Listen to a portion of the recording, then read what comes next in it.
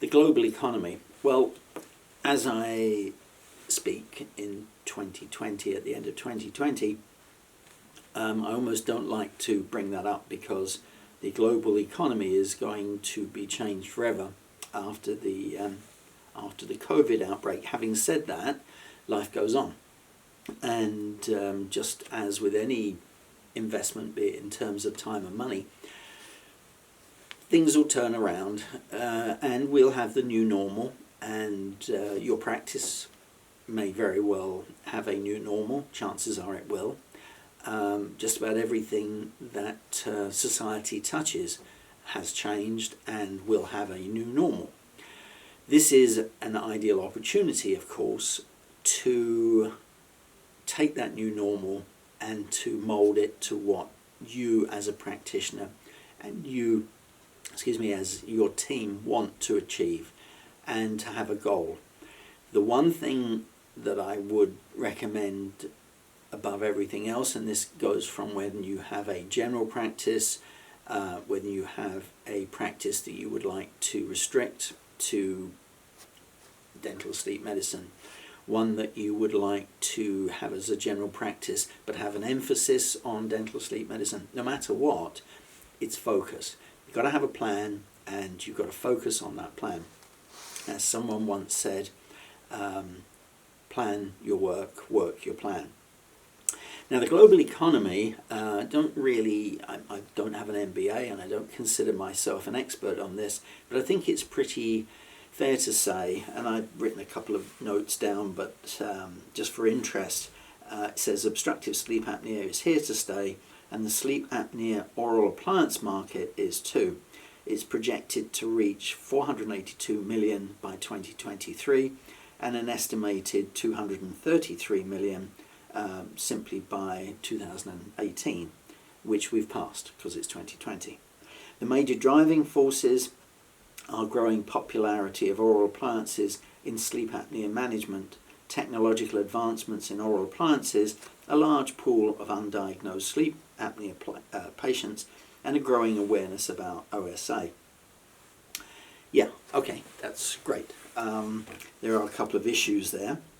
Oral appliances are growing in their popularity with the public. I don't know, it's not been my experience from a physician standpoint. There may be one or two who either get it or have sent a couple of patients along. The patients have been very happy, the results have been very good, and the physician has been more inclined, therefore, to send patients to have oral appliances made. There's a lot of, and we talked about snake oil earlier, there's a lot of I don't really know the word, ambivalence with the public, and I think we're getting there. The question is, will our practices be around long enough if we're waiting for it to come? And of course the answer is we have to drive it. And there is no doubt from what I just said, which I didn't write, but there's no doubt that the need is enormous, absolutely enormous. And the fact that there's, less than 10% of people diagnosed is drive enough. One thing I didn't mention, well, I kind of touched upon it, and that is, I think in 2020, I think the major driving force is not going to be need. I think the driving force is not going to be the public. I think the driving force, unfortunately, is not going to be us, and it's certainly not going to be physicians. I think the driving force here will be technology, which is unfortunate in some respects, because those of you who know what you're doing or enjoy technology, there's a clear advantage for some people like us dinosaurs who struggle to use everyday things that are technology based. It's a bit more of a struggle. But you know, I remember when I was at a tertiary care facility in the States, our professor, and in fact all of the upper echelon of clinical staff hadn't got a clue how to use computerized technology for record keeping, and so everything was done in writing, as it had been done for 100 years before that. However, things change, and the department changed, and now they do it, and so it will be for the rest of us. I mean, I think very few of the people watching this will still be writing down stuff, but nonetheless, if you do, you do, providing it's written down or appears in a written form, and providing it's the right information, that's fine.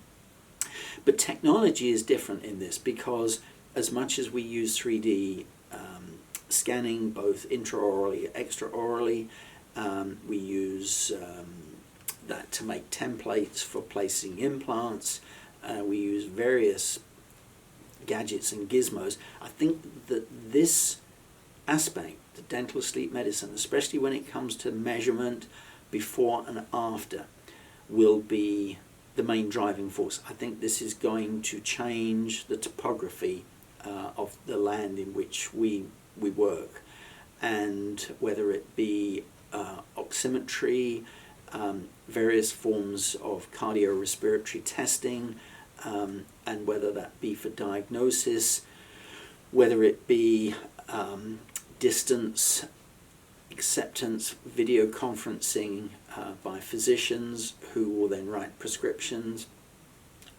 whether it's follow-up by us, whether indeed it is diagnosis, or not diagnosis, but testing by the public because of easily purchased and very affordable watches or means of testing. So the bottom line is this: if we look at the global economy, we've got everything there for us, but we don't have, I would say, particularly open door.